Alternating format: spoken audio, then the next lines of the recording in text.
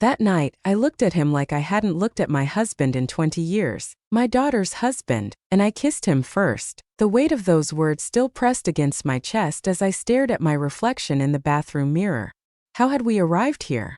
The dim light cast shadows across my face, illuminating the tear tracks that had become all too familiar in recent months. 6 months earlier, my world had been different. The mid-afternoon sun filtered through the kitchen curtains, casting a golden glow across the marble countertop where I stood chopping vegetables. James had been late coming home every night this week. His excuses grew thinner with each passing day. My knife sliced through a bell pepper with practiced precision. The sharp blade caught the light, glinting dangerously as I worked.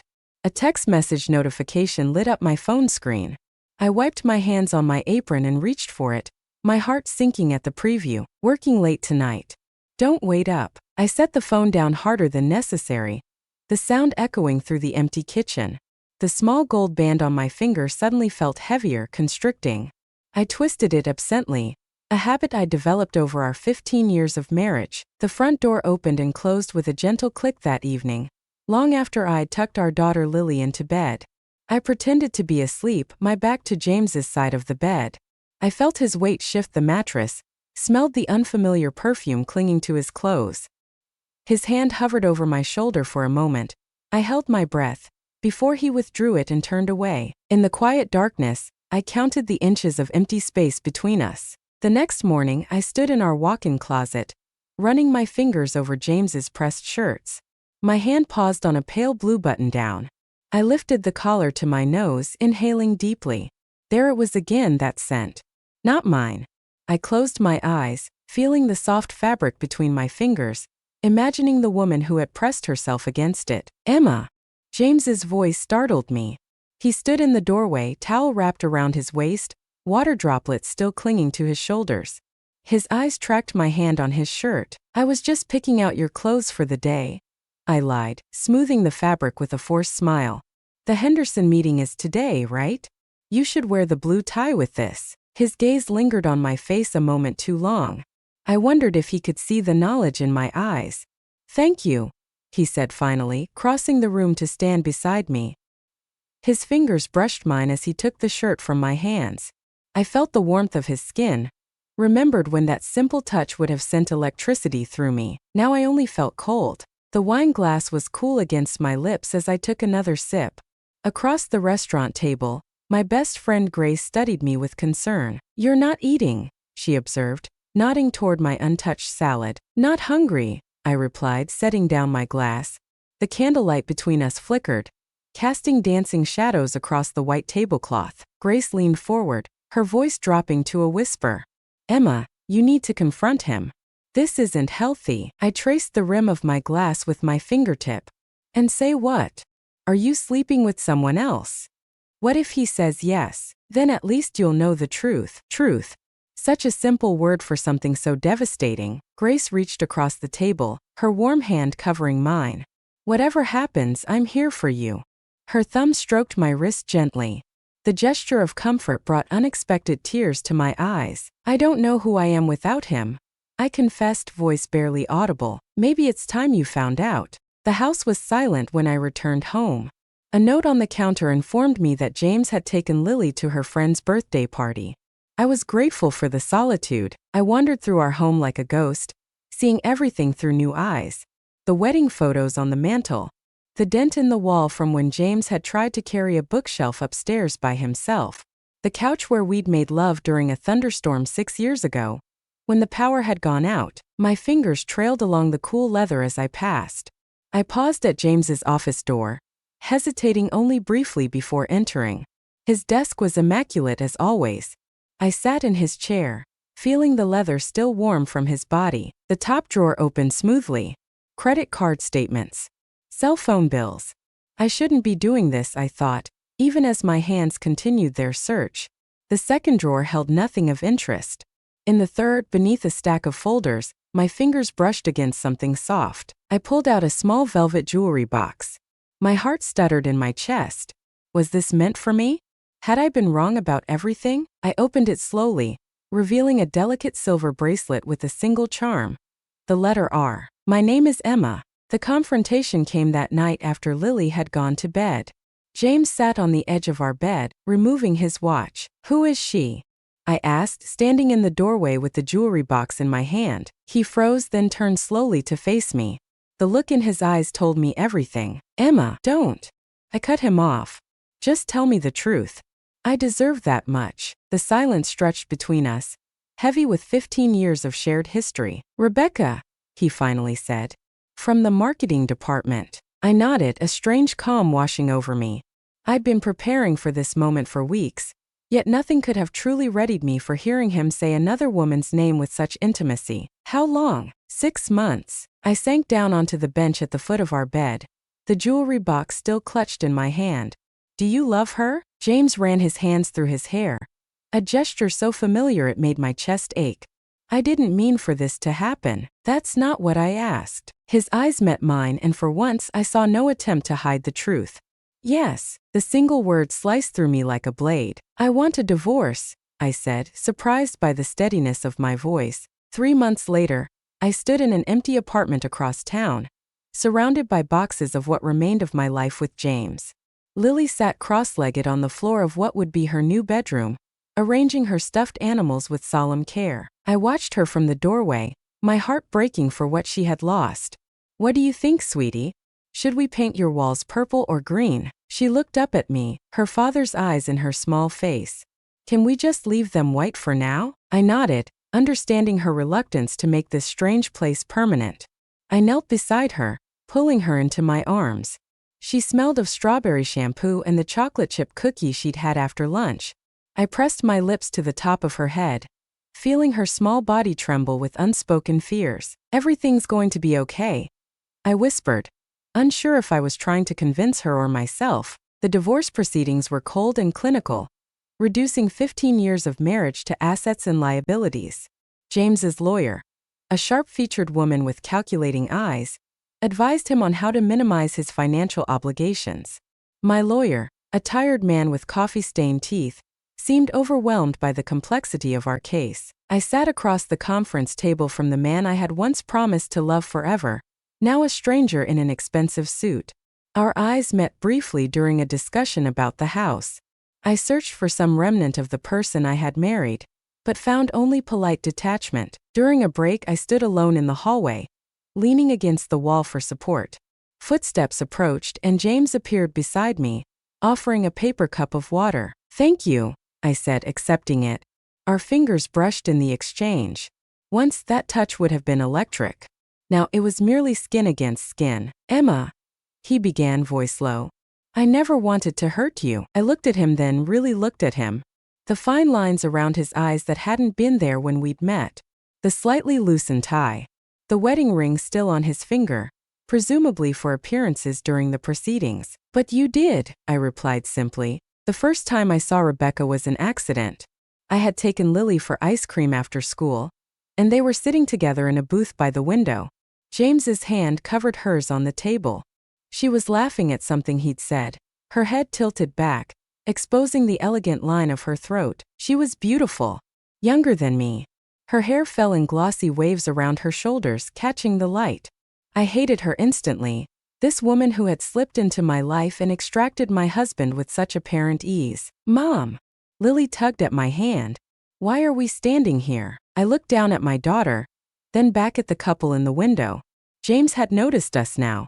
Our eyes locked across the distance. "Let's go somewhere else, sweetie," I said, turning Lily away. Later that night, I stood in front of my bathroom mirror, studying my reflection with critical eyes.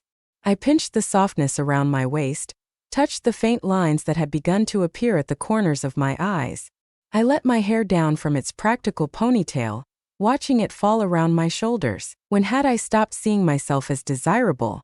When had James? "You should come out with us tonight," Grace insisted over the phone. "It's just drinks with some friends.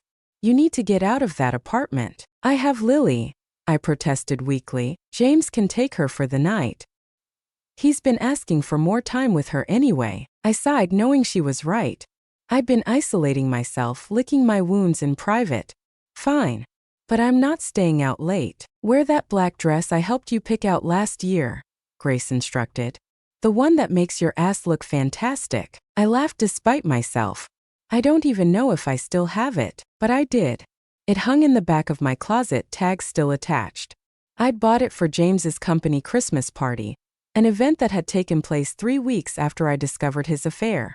I'd attended alone, making excuses for my husband's absence while he spent the evening with Rebecca. I slipped the dress over my head that evening, surprised by how the silky fabric transformed my reflection. The woman in the mirror looked confident, alluring. A stranger. I applied makeup with careful precision, something I hadn't bothered with in months. A touch of mascara, a hint of blush, red lipstick, a shade I'd never been bold enough to wear before. My hands trembled slightly as I fastened small gold hoops in my ears. When I emerged from my room, Lily looked up from her iPad and her eyes widened. "Wow, Mom. You look pretty." I smiled, crouching carefully in my dress to kiss her forehead. "Thank you, sweetie. Be good for your dad tonight, okay?" The doorbell rang. James stood awkwardly in the hallway, hands in his pockets. When he saw me, something flickered in his eyes, surprise followed by appreciation. His gaze traveled down the length of my body, then back to my face. "You look," he began, then stopped himself. "Going somewhere." "Out with Grace," I replied, enjoying his discomfort. I turned to call Lily, using the opportunity to let him see the back of the dress, cut low to reveal the curve of my spine. As Lily gathered her overnight bag, James leaned closer to me. "Have fun tonight," he said, his voice carrying a note I couldn't quite interpret. I met his eyes. "I intend to." The bar was crowded, music pulsing through the dim space. Grace led me to a table where 3 of her friends were already seated. I recognized 2 of them vaguely from previous gatherings. The third was a stranger, a man with dark hair and kind eyes. "Emma, this is Daniel," Grace shouted over the music. "He's just moved here from Chicago." "Daniel, this is Emma, my best friend." Daniel stood to greet me, his handshake warm and firm. "Nice to meet you," he said, his voice deep and pleasant. "Likewise." I slid into the seat beside him, suddenly aware of how long it had been since I'd engaged in conversation with a man who wasn't James or a divorce lawyer. 2 drinks later, I felt myself relaxing. Daniel was easy to talk to, asking thoughtful questions and listening to my answers with genuine interest. He worked in architectural restoration, he told me, preserving historical buildings. His passion for his work was evident in the way his eyes lit up when he described a recent project. "Sorry," he said, catching himself mid-explanation about load-bearing walls. "I tend to go on about this stuff." "Don't apologize," I replied, surprising myself with my sincerity. It's refreshing to hear someone talk about something they love. His eyes met mine, and I felt a flutter of something I hadn't experienced in years. Possibility. When he offered to get me another drink, his fingers lightly brushed against mine as he took my empty glass. The brief contact sent warmth spreading through me. "I hear they make an excellent old-fashioned," he suggested. I smiled. "Surprise me." As I watched him make his way to the bar, Grace leaned over, her eyebrows raised suggestively. "He's cute, right?" "He seems nice," I conceded, trying to sound casual. "And single," she added with a grin. "And he hasn't taken his eyes off you all night." I felt a blush creep up my neck. "Grace, what?" "You're allowed to notice these things now, Emma. You're getting divorced." The word still stung, even after months of living with the reality. Divorced. I would be a divorced woman. A single mother. Labels I had never imagined applying to myself. Daniel returned with our drinks, sliding back into his seat beside me. "Cheers," he said, clinking his glass gently against mine. As the night progressed, I found myself leaning closer to hear him over the music. His cologne was subtle but intoxicating. Once, when he laughed at something I said, his hand rested briefly on my bare knee, sending a jolt of electricity through me. When it came time to leave, he helped me into my coat, his hands lingering on my shoulders. Outside, as we waited for our respective rideshare drivers, snowflakes began to fall softly around us. "I'd like to see you again," Daniel said, his breath visible in the cold air. "Maybe somewhere quieter, where we can actually hear each other." I hesitated, every instinct warning me that it was too soon, that I wasn't ready.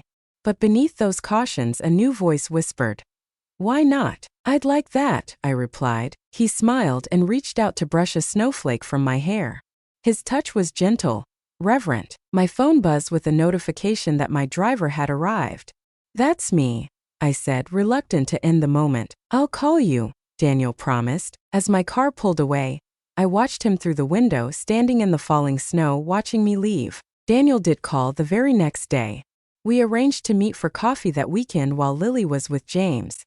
I spent an hour deciding what to wear, settling on jeans and a soft blue sweater that Grace always said brought out my eyes. The cafe was busy when I arrived, but Daniel had secured a small table by the window. He stood when he saw me, his face lighting up with a smile that made my heart skip. "I was afraid you might change your mind," he admitted as we sat down. "I considered it," I confessed. "This is all very new to me." "The divorce?" I nodded. 15 years is a long time to be with someone. "I'm not sure I remember how to do this." I gestured vaguely between us. Daniel's expression softened. "We can take it slow. No pressure." His understanding only made him more attractive to me. We talked for hours, long after our coffee had gone cold.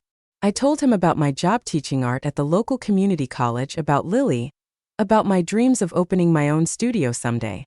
He told me about growing up in a small town in Michigan, about his love for kayaking, about the book he was trying to write in his spare time. When his hand covered mine on the table, I didn't pull away. 3 weeks later, Daniel kissed me for the first time. We had been to a small gallery opening, his hand resting comfortably at the small of my back as we moved from piece to piece.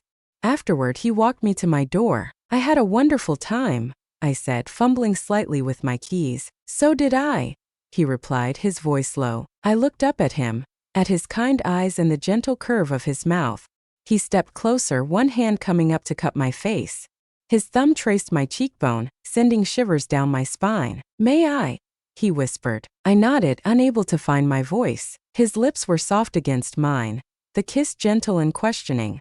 My eyes fluttered closed as I leaned into him, my hands finding their way to his chest. I felt his heartbeat accelerate beneath my palm. When we broke apart, I was breathless. It had been so long since I'd been kissed like that, like I was precious, like the moment mattered. "Good night, Emma," he said, his thumb brushing across my lower lip. "Good night," I replied, reluctantly slipping inside my apartment. I leaned against the closed door, touching my fingertips to my lips, still feeling the ghost of his kiss. "Mom, can I ask you something?" Lily's voice broke into my thoughts as we made dinner together one evening, 2 months into my relationship with Daniel. "Of course, sweetie," I replied, setting down the knife I'd been using to chop onions. "Is Daniel your boyfriend?" The question caught me off guard. I'd been careful to keep my dating life separate from Lily, unsure of how she would react. "Why do you ask?" She shrugged, continuing to tear lettuce leaves for the salad.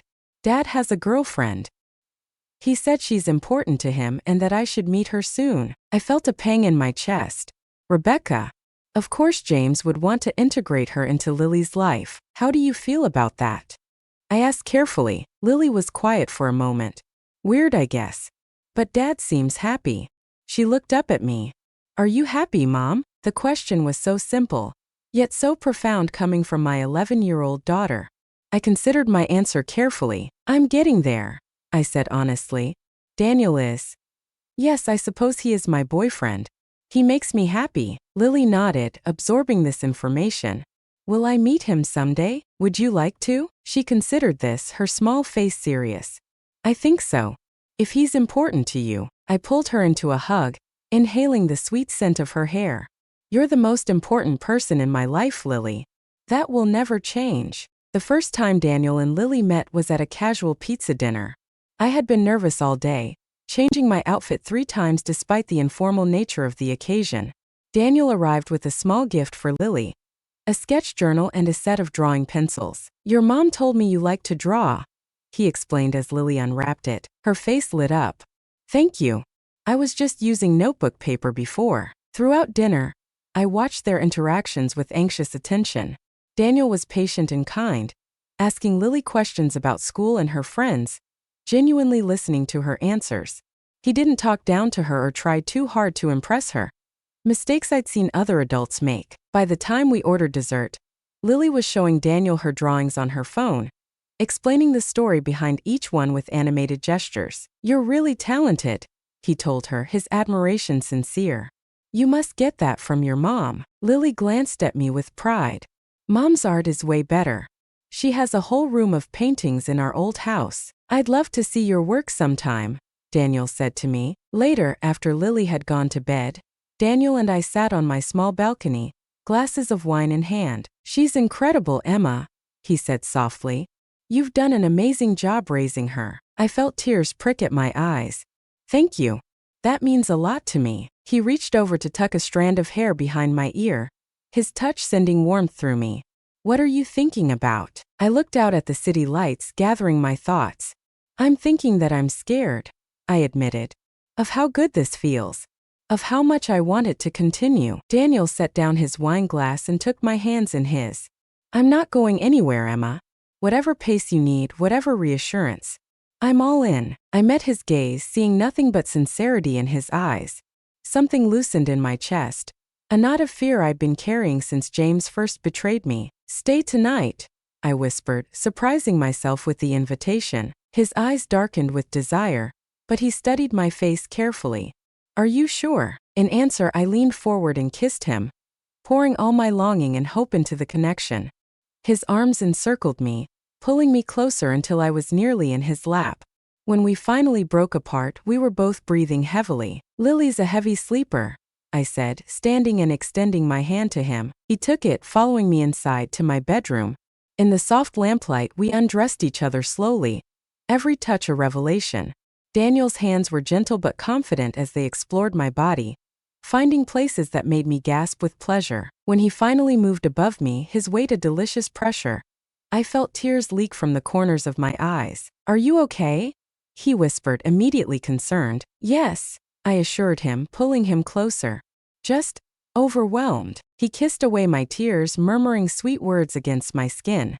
We moved together in perfect rhythm, building toward a release that left me trembling in his arms. Afterward, as we lay tangled in sheets damp with perspiration, Daniel traced lazy patterns on my bare shoulder. What are you thinking now?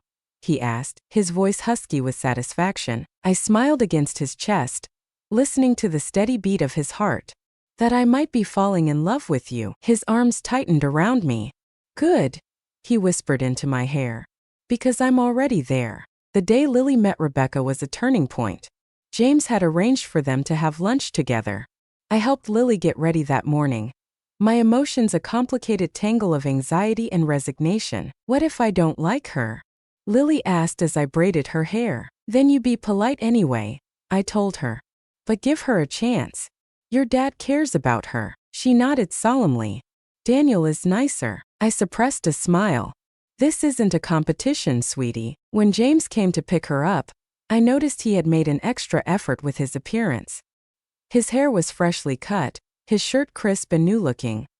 He seemed nervous, a state I rarely saw in my typically composed ex-husband. We should be back around 3, he said, checking his watch. Take your time, I replied. I'll be here. As they left, I felt a strange sense of closure. The James the first had married was truly gone, replaced by this man taking my daughter to meet his girlfriend. The thought didn't hurt as much as it once would have. I spent the afternoon painting in the small studio space I'd set up in the spare bedroom of our apartment. Daniel had helped me arrange it, installing proper lighting and shelving for my supplies. I lost myself in the work, colors flowing from my brush onto the canvas without conscious thought. When the door opened and Lily returned, I set down my palette and went to greet her. Her expression was unreadable. How was lunch? I asked, trying to keep my tone neutral. She shrugged. Okay, I guess. Rebecca is pretty. She got me a bracelet. She held up her wrist, showing me a delicate silver chain with a small heart charm. My mind flashed to the jewelry box I'd found months ago.